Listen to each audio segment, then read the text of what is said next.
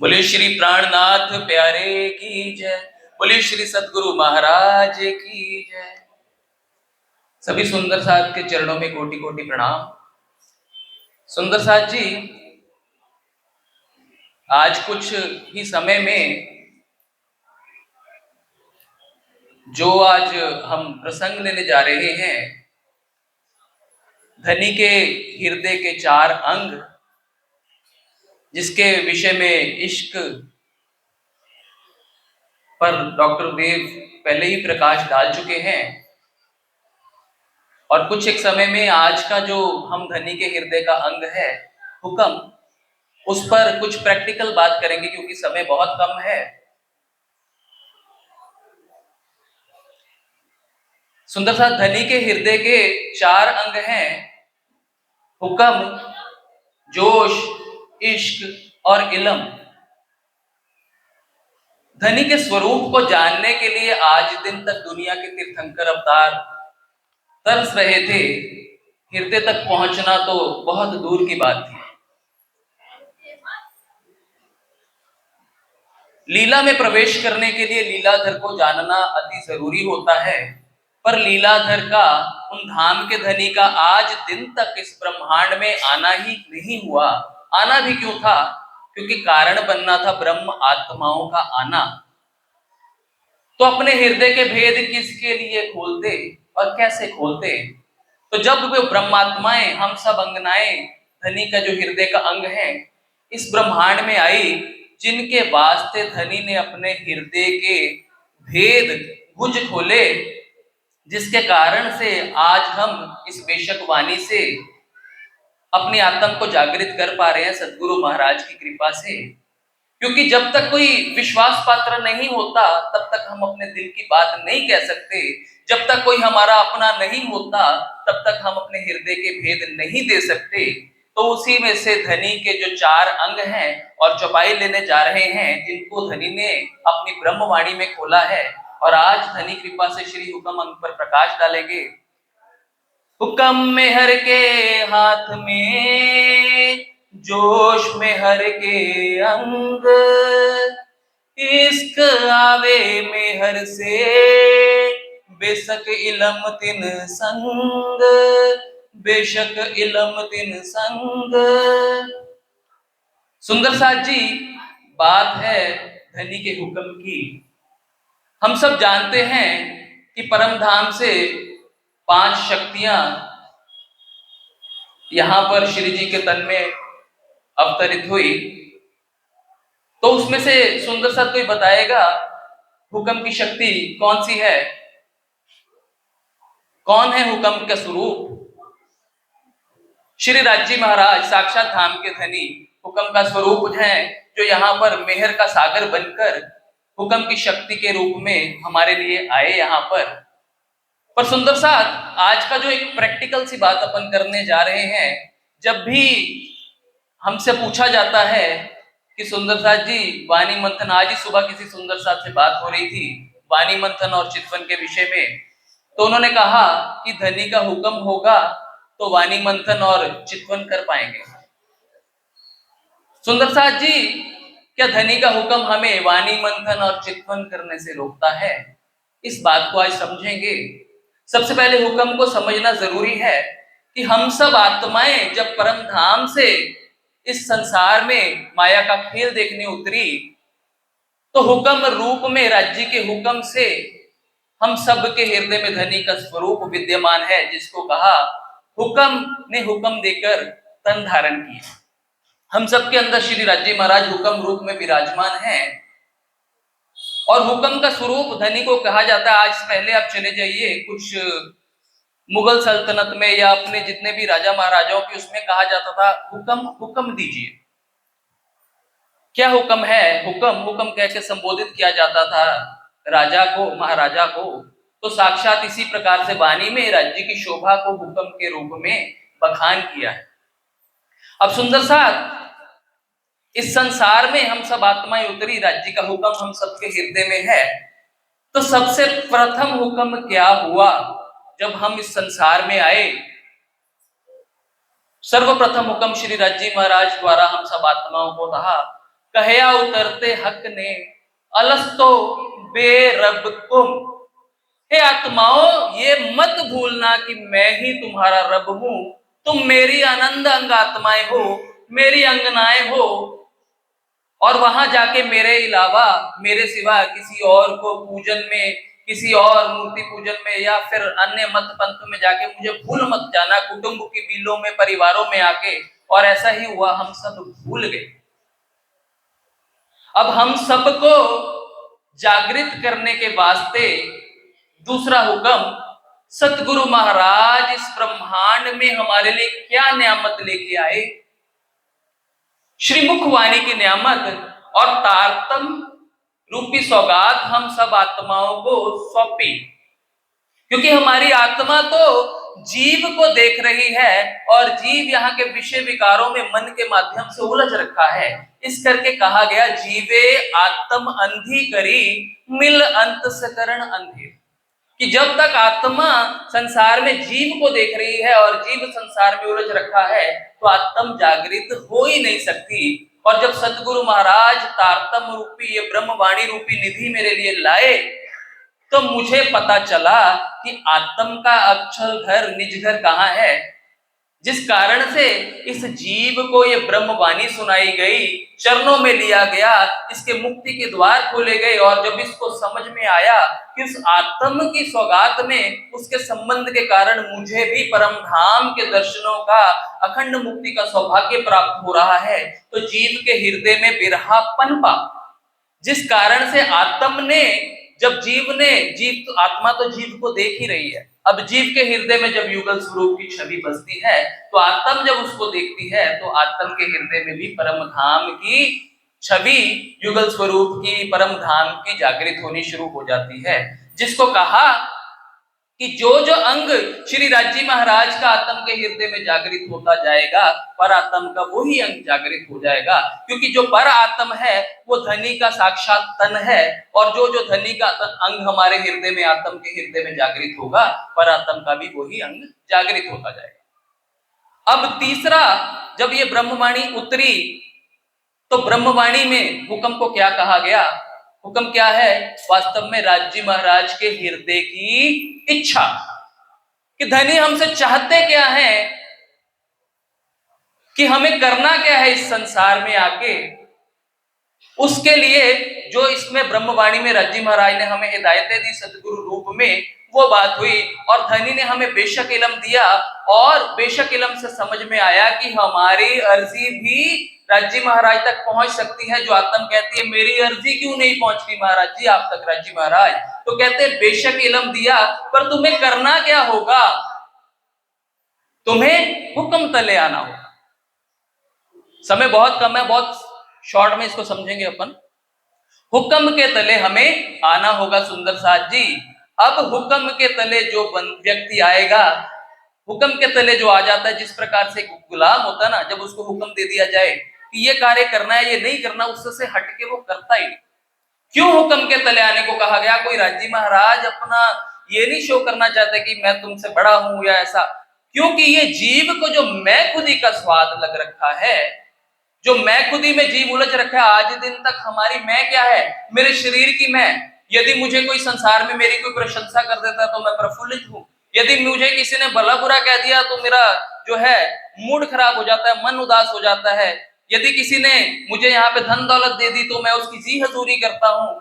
यदि किसी ने मेरा यहाँ पे नुकसान कर दिया, हम उसको बद्दुआएं देते हैं। हमारा सारा जो भी केंद्रित है शरीर की मैं पर है, और मैं शरीर भाव से आज दिन तक कभी बाहर आ ही नहीं सकी। और जब तक शरीर भाव से बाहर आ ही नहीं सकती, तब तक मेरी पुकार, जब तक मेरे अंदर आत्म की मैं नहीं आएगी, जिसको कहा मैं बिन मैं मरे नहीं, मैं सो मारना मैं, कि जब तक वो मैं मेरे हृदय में नहीं आ जाती, परम धाम की आत्म की मैं, और उसके बाद तब्दील होके धनी की मैं जब तक मेरे हृदय में नहीं आ जाती, तब तक आत्म जागृत हो नहीं सकती। तब तक कहा जाएगा कि हम हुक्म के तले आए ही नहीं। और वो परम धाम की मैं जब आ जाती है ना, तो यहाँ का वजूद, यहाँ का शरीर, यहाँ का कुछ भी भाव नहीं रहता। तो केवल धनी तुम्हारी मैं, मैं धनी की अमना हूं। आज दिन तक हम समझते आ रहे हैं, ये बात करते हैं कि वो ब्रह्म सृष्टियां।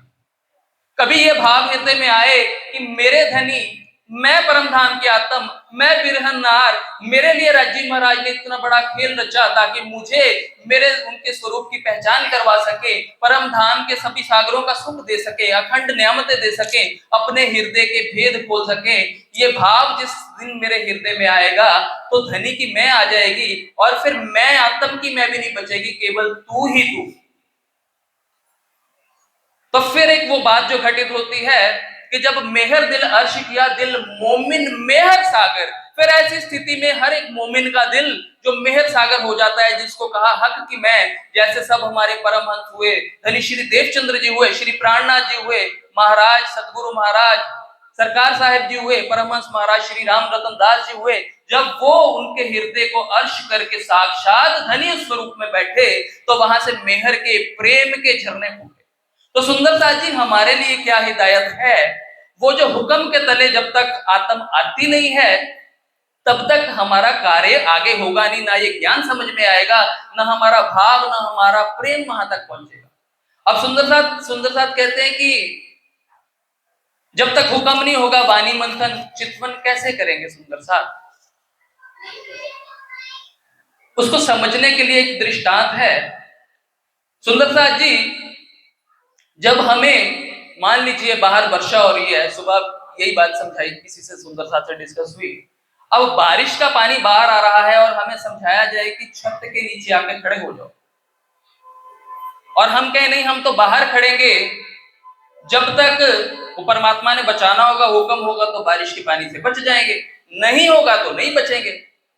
पर हुक्म क्या था, आप छत के नीचे आके खड़े हो जाओ, आपको वर्षा का पानी प्रभावित नहीं करेगा।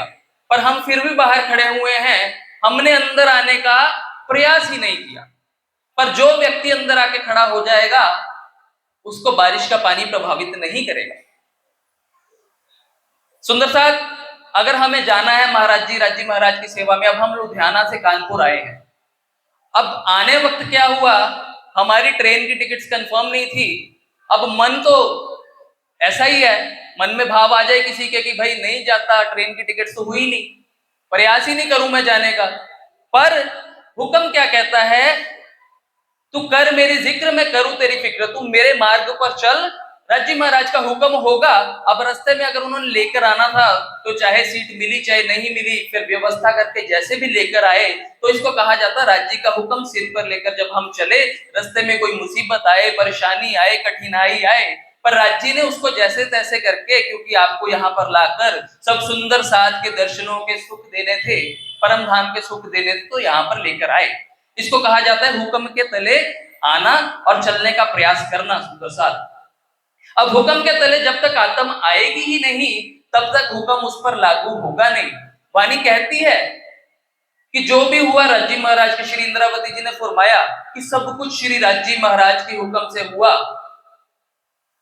कोई अगर सुख की लीला हुई, दुख की लीला हुई, बिछड़ने की लीला हुई, किसी प्रकार का आरोप और प्रत्यारोप लगा, कोई कष्ट कितने सुंदर साथ ने कहे, इंद्रावती जी ने अपनी आध्यात्मिक जर्नी ने, अपने यात्रा में बहुत कुछ सहा और बहुत कुछ पाया।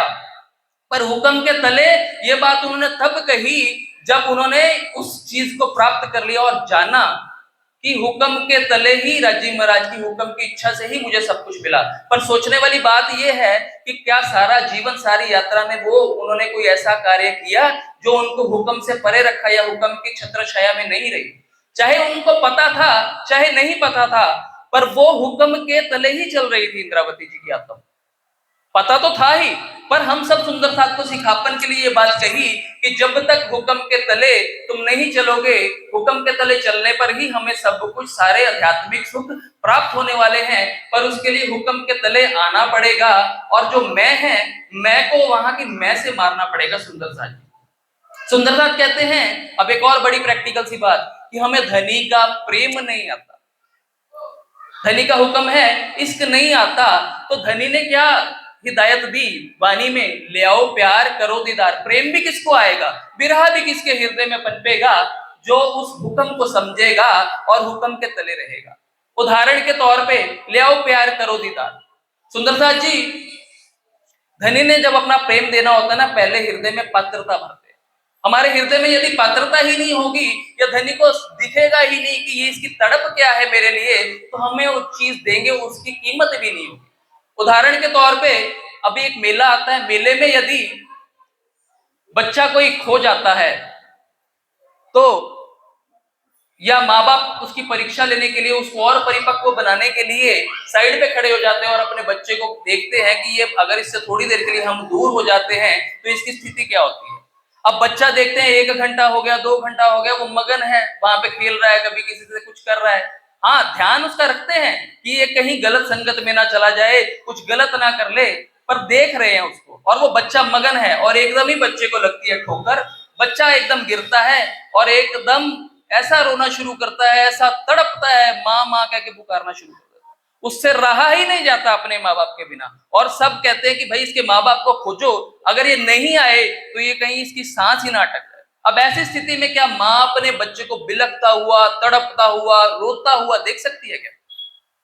नहीं देख सकते। सुंदर साथ जी तुरंत भागी चली आएगी और उसको अपने गले से लगा लेगी और उसको प्रेम करेगी और उसको प्रेम से पुचकारते हुए अपना सब कुछ प्रेम ममता देगी अपनी। और यही जो स्थिति है श्री राज्य महाराज के कारण, राज्य महाराज देख रहे हैं कि मेरी रूह इस माया के ब्रह्मांड में जाके माया में उलझ बैठी हुई है। जब तक तो इस देख रहे हैं इसको कोई फर्क ही नहीं पड़ता, केवल कहने के लिए है राज्य महाराज आप ही हमारे सब कुछ हो, राज्य महाराज हम आपके अंग हैं, केवल कहने भर के लिए। तब तक तो राज्य महाराज वहां पे खड़े मुस्कुरा रहे हैं कि ये माया में मगन है। हाँ, इलम से सतगुरु द्वारा उसको जागृत करने के प्रयास अवश्य करते हैं। पर जैसे ही सरकार श्री के एक वचन मैंने सुने थे, एक आह हृदय से निकली हुई जब राज्य को पुकारती है या माया में जो रूह है वो तड़पती है, तो राज्य का सिंहासन डोल जाता है। उस समय राज्य महाराज को अपनी आत्म को मुरझाए हुए चेहरे नहीं देख पाते और आना ही पड़ता है और दर्शन दीदार देना पड़ता है।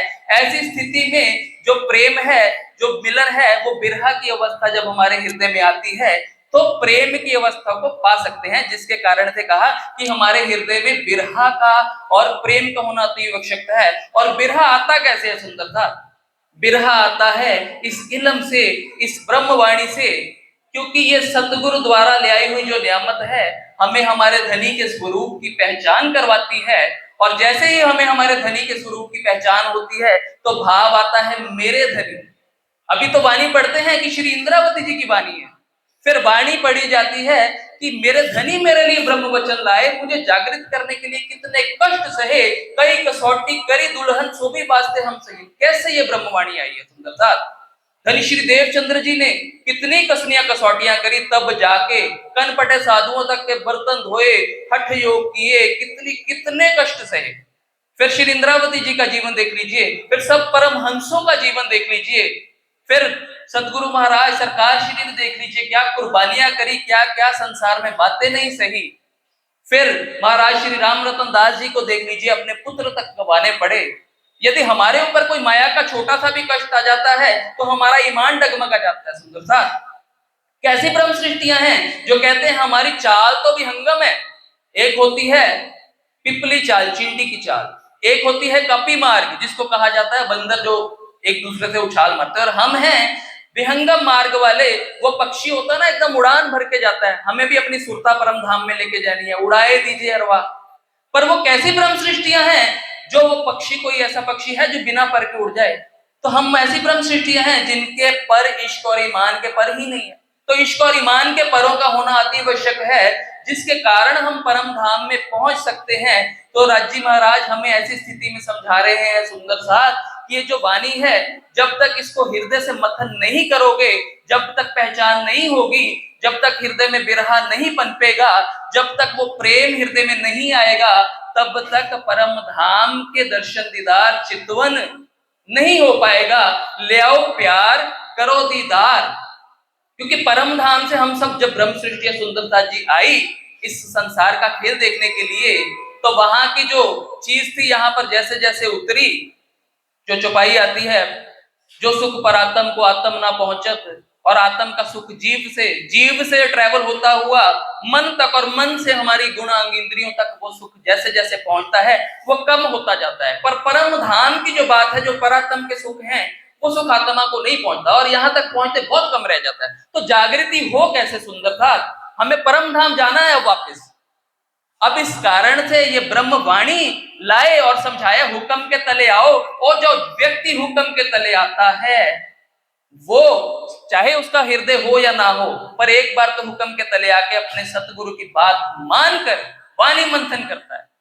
अब उल्टा कर देना है, जो परम धाम से परात्म के आत्म तक, आत्म के जीव तक, जीव के मन तक, मन के गुण इंद्रियों तक, अब गुण इंद्रियों से वापस जाना है। सुंदर साहब, हमारे श्रवण अंग हैं, हमारे नेत्र हैं, अब जब उनको राज्य के हुक्म के तले आते, ब्रह्म वाणी में लगाते हैं, वो ब्रह्म वचन सतगुरु के सुनते हैं, तो कानों से जो हम ब्रह्मवाणी को सुना, जो उसका रस मिला, जो नेत्रों से वाणी मथन किया, जो एकांत में बैठ के धनी से प्रेम की बातें करी, एकांत में, सबके बीच में नहीं, सुंदर था, उस स्थिति में वो जो रस है कहाँ जाता है, हमारे चित्त में जाता है।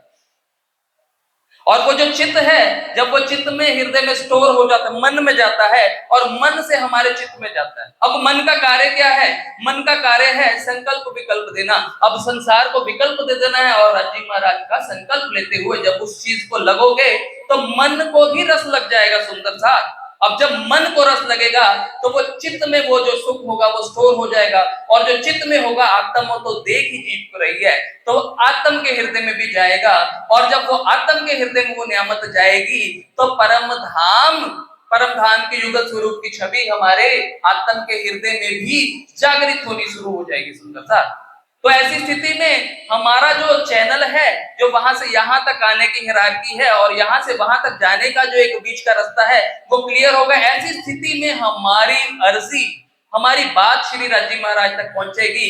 केवल कहने भर से नहीं, हम कह तो देते हैं परात्म के अंतस्करण जेती भी तद बात देती, इन आत्म के होत अंग साक्षात। कहने को तो है, जो हमारी परात्म के हृदय में आएगा हम यहाँ पे वो सब कुछ करते रहेंगे। अब मान लीजिए यहाँ पे मैंने कोई गलती कर ली, कोई गुनाह कर दिया, कोई वज्रलेप कर लिया, कोई ऐसा कर्म कर दिया, तो क्या वो परात्म के हृदय में राज्य ने डाल दिया, ऐसा हुक्म हो गया क्या? नहीं सुंदर साथ, इस बात को समझना बहुत जरूरी है। वो स्थिति तब की है जब परम आत्म और आत्म का हृदय एक हो जाएगा, और जीव की मैं खुद ही नहीं रहेगी, जिसको कहा जीव टल होसी आत्म, कि अब मैं आत्म स्वरूप हो गया हूं, मेरा मुझ में कछु नहीं, जो कुछ है तेरा, अब तू ही तू है, अब तेरे हुक्म के तले हूं, तेरे हुक्म के सिवाय कुछ दिखता ही नहीं, ना मैं हूं ना कुछ है, केवल अब खुदा बचा। इस स्थिति को कहा जाता है हुक्म के तले आना। और जो रूह राज्य महाराज के हुक्म के तले आ जाती है उसको इलम भी मिलता है, उसको इलम मिलता है। जो लो इलम को हुक्मे कहे नहीं समझाए, तो लो सोरू आपको क्यों कर सके जगाए। जब हुक्म होता है राज्य महाराज का, केवल ब्रह्मवाणी को पठन पाठन नहीं करना। सुंदर सा, कि मैं पढ़ रहा हूं ब्रह्मवाणी और मुझे पठन पाठन से सारी चीजें मिल जाए। इस वाणी को, इस सतवाणी मत के ले जो इनको सार, इन सार में कई सत सुख सो मैं निर्णय करूं निधान। इसका सार लेना है और उनके सत सुखों को ग्रहण करना है। जब वो सत सुख मेरे हृदय में आते हैं, जब राज्य के हुक्म के अनुसार राज्य के स्वरूप को सर्वे सर्वा मानते हुए केवल तू ही तू है, राज्य से अर्जी करते हैं, हे राज्य महाराज, ये ब्रह्म मैं तो आप ही की हूं, ये ब्रह्मवाणी कृपया मेरे हृदय में इसका रस घोलिए, आप ही करने कराने वाले हैं, आप ही मुझे परम धाम लेके जाने वाले हैं। इसमें मैंने अपना मैं भी नहीं रखना, क्योंकि हमें लगता है हम शायद हमारे हृदय में ईमान आ गया, इसका आ गया, वो हमारे कारण है। सुंदर साथ नहीं, जब वो भी धनी को समर्पित कर दोगे कि राज्य महाराज मेरा ईमान, मेरा इश्क भी आपके कारण ही है, क्योंकि मैं तो कुछ करने लायक हुई नहीं, जब इतनी सी भी मैं खुद ही नहीं रहेगी सुंदर साथ, तब धनी का हुक्म कार्य करता है, तब हमें परम धाम के सर्व सुख मिलते हैं। इश्क के सागर में, इलम के सागर में, आठों सागरों में, मेहर के सागर में, हुक्म के सुख, हुक्म अंग के सुख, जोश के सुख, इलम के सुख राज्य महाराज कृपा करते हुए सतगुरु महाराज की कृपा से हमें प्रदान करते हैं। बोलिए श्री प्राणनाथ प्यारे की जय, बोलिए श्री सतगुरु महाराज की जय। इसी के साथ अपने शब्दों को विराम दूंगा, समय बहुत कम है। सुंदर साथ, चौपाई दोहराएंगे। हुक्म में हर के हाथ में, जोश में हर के अंग, इश्क आवे मेहर से, बेशक लमतिन संग, बेशक लमतिन संग।